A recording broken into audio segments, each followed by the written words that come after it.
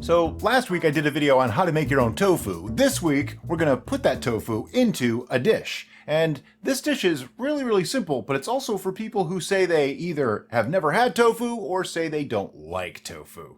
The Tofu Scramble. This is one of those deceptively simple dishes. Also, just a note, if you don't have homemade tofu, it's okay. You can just use store-bought. But I do suggest checking out the video that we did. It really doesn't take very long. You can make a couple at a time. They freeze well. All good. I'm going to be using a block of our homemade tofu. Now, this is 15.2 ounces, which is just under, it's like 430 grams. It's a lot of tofu. This is for 2 people, but this is the main portion of the meal. It's a really good source of protein. There are some fats in it as well, something to keep in mind. This is going to be a no oil cooking method. I'm actually going to show you how I do that too, which is really cool. I'm still working on it. So this is a work in progress, if you will. But the tofu scramble I have made so many times, and they're awesome every single time. So what you want to do is start by breaking up your tofu and adding your spices and adjustments to it. So the first thing I'm going to do is nutritional yeast. I have 3 tablespoons of nutritional yeast. I have some turmeric. Now, the turmeric is technically optional. It's not really here for flavor. It's mostly for color, so that this ends up looking more like egg than, that beige color that tofu tends to have.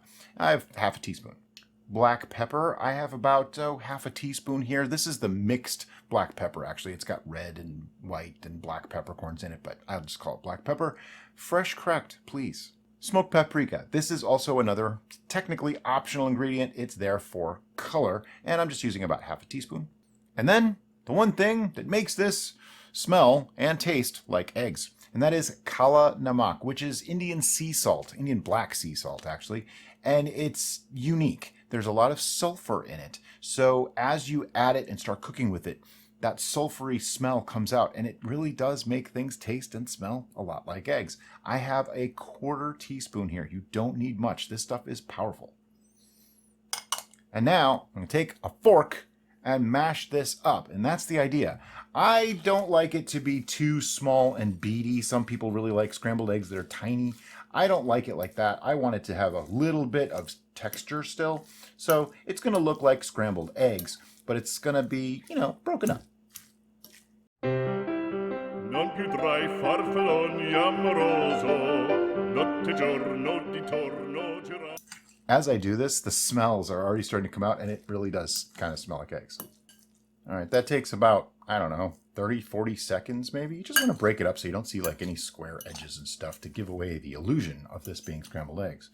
Now, before somebody says, oh, if you want to eat scrambled eggs, just eat scrambled eggs, you most certainly can. We happen to be dairy-free, so therefore we don't eat eggs anymore. Lots of reasons. Not going to get into that here. That's not what this video is about. But for us, this isn't so much to represent scrambled eggs as it is a way to use tofu and a lot of vegetables to create a really interesting dish with great texture and flavor. The fact that it kind of reminds me of scrambled eggs is kind of a bonus. Now we're going to turn on the heat to our pan, and I'm going to go relatively high here because the no oil cooking method requires a lot higher heat than you think. I don't generally cook on this cooktop, so I'm taking a little bit of a guess here. But this goes to 5. I'm at 3 1/4-ish. Our pan is from Michelangelo. They actually sent us a set of this cookware to test out. So this is part of that test. Don't consider this a true review, but this is ceramic-coated nonstick cookware. They call it copper, but that's kind of marketing. It's not really copper. It is ceramic, okay? That's an important thing to remember. It's a relatively inexpensive set. We've been using it for a couple of weeks. I'm still trying it out. So far, I'm kind of impressed. I actually really like this stuff. I'm going to let my pan heat up. Now that's the trick to oil-free cooking, is you want your pan to heat up first. But anyway, our ingredients are going to be some onions, red bell pepper, mushrooms, a little bit of garlic, a jalapeno, which you can use the chili of your choice. I'm using a jalapeno because, well, our jalapenos are coming into season right now and they're looking really good, and a little bit of oregano. One tool that I've had for a long time and I'm starting to find indispensable for the oil-free way of cooking is one of these. This is a temp gun thermometer. It's actually just really cool. It also keeps the cats happy when I'm, cooking. I can put it on the wall and they run around. But what I'm looking for is somewhere in the 350 to 380 degree Fahrenheit range. I'll put the Celsius down here before I add the food to the pan. Now that's hard to gauge just by holding your hand over it and things like that. So that's where this comes in really handy. Another tool is a glass of water.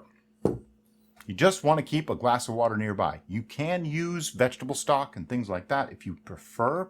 Vegetable stock and mushroom stock both are really wonderful. For this particular dish though, water works just fine. And last but not least, one other tool that you're going to want when you start doing this is silicone or wood spoons and spatulas. I love my silicone spatula. It lets me get into the corners. It's very, very flexible, so it can really do everything. And it works as a spoon and a spatula at the same time. Wonderful thing. As our pan is approaching the proper temperature, let me go over some of the theory behind the oil-free cooking method. Water is your friend. It will keep things from sticking.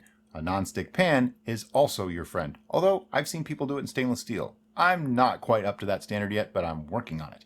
You also want to add your most moist vegetables first, and that would be our red bell pepper and our onions, as well as the jalapenos. They have a lot of moisture and water in them that's going to be released as they hit the heat. So they help to not stick, and then they help keep the other ingredients from not sticking. You'll see in just a moment. All right, so our pan is now up to temperature. I'm just going to throw in the onions, and you can hear that sizzle. That pan is hot. Next is the red bell pepper.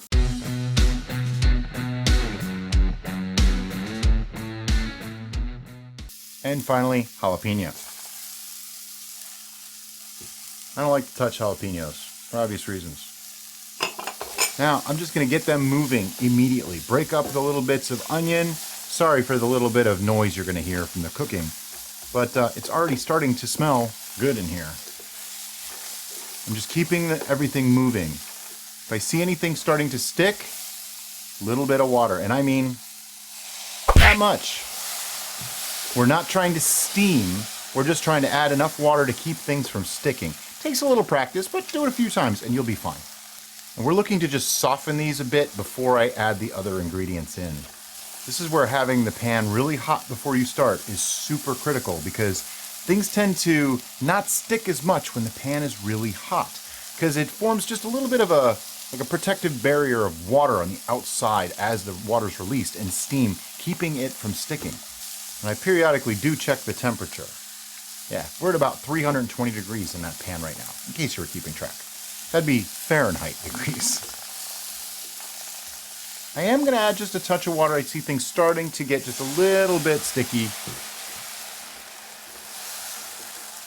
You can see it just steams right off.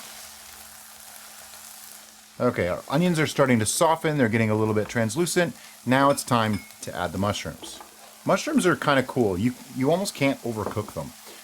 But you don't want too much liquid in here, or else they'll just absorb it and become kind of spongy and nasty.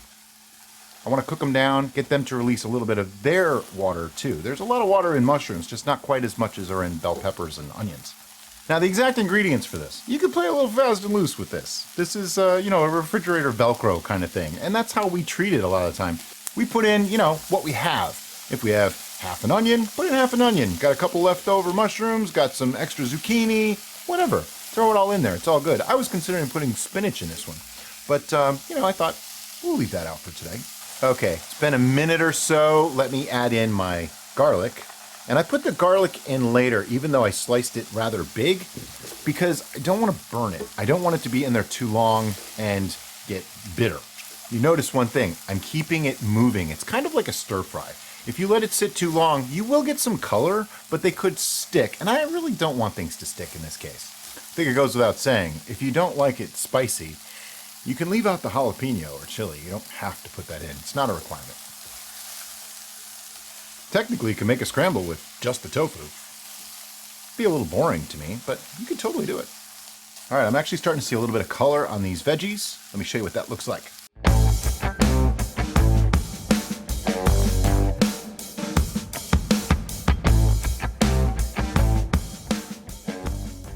You know your jalapenos are strong when they get you. Right here. Wow. Most definitely working. I am seeing a little bit of brown in the bottom of the pan, so let me just add a touch of water there, and then just kind of grab some veg and scrape it around. It comes right off. That's caramelization happening. And you want to make sure you get those flavors back into your food. Don't just leave it in the pan.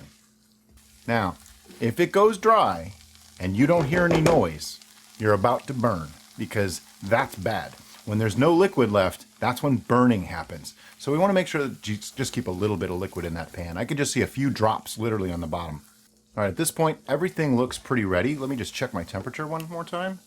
I'm down to 200 degrees, so that means I need to turn this back up. It needs to be a lot warmer than that.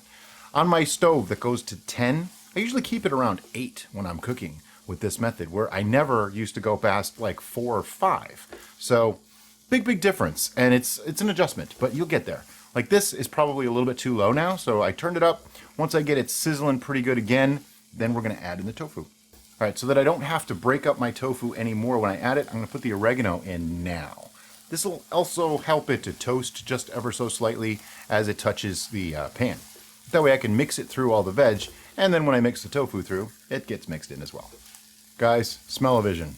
Somebody needs to invent that, because I wish you were here to smell this right now. Just amazing. All right, tofu going in. At this point, I should not need any more water. Instead, I just want to mix everything through. You're not cooking the tofu as much as heating it through, because tofu doesn't really need to be cooked. But if you get a little bit of cooking done on it, that's okay. A little bit of color isn't a bad thing. The nutritional yeast added to the tofu actually gives a really nice cheesy kind of flavor to it and smell. So it gives that real indication of, scrambled eggs with cheese in them. I mean, that's a good thing, right? Non più tra I farfalloni amoroso, notte giorno di torno girano, delle belle turbane. All right, our scramble is done. It doesn't take long once it's in the pan. I'm just gonna put some on the plate here. Make sure I get some veggies.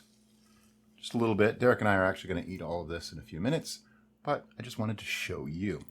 So first, it looks like scrambled eggs. That is the key. It really does. It looks like scrambled eggs. You see what I mean? That looks like a plate of scrambled eggs with some veggies in it. I mean, it just really does. I know I keep saying that, but But we all know that looks aren't everything. Got to find out, how does it taste?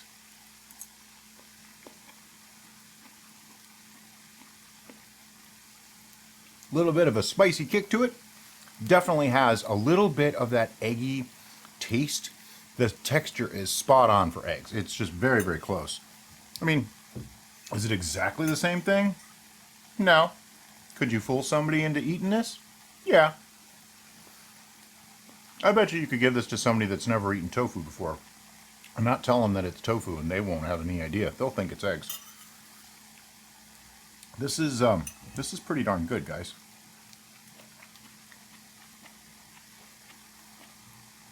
I like the veggies to have just a little bit of crunch left, the onions and peppers, so that they're not just a mush. But the jalapeno just permeated, so there's a little bit of spice through the whole thing. And wow, all these flavors just really meld together. You do not taste the turmeric, you do not taste paprika. That's important. They're mainly there just for the color. As I said, you can flavor this pretty much however you like. We like it this way, but I've been known to throw in a little bit of seitan, some TVP maybe, various other ingredients. You can put beans into this. Now, toppings. You might be thinking, okay, that's great, but I like ketchup on my eggs. Okay, I'm going to put ketchup on this. I didn't, just so you guys can taste it, but I would put ketchup on this. Derica likes salsa, so she'll probably put salsa on hers. The possibilities are pretty much endless. You can do whatever you like. The trick is, make this. Make a tofu scramble. It doesn't have to be from homemade tofu, but if you do, bonus points. By the way, guys, if you like this video, thanks for watching, and look up here. There's another one up there. You might like that one too.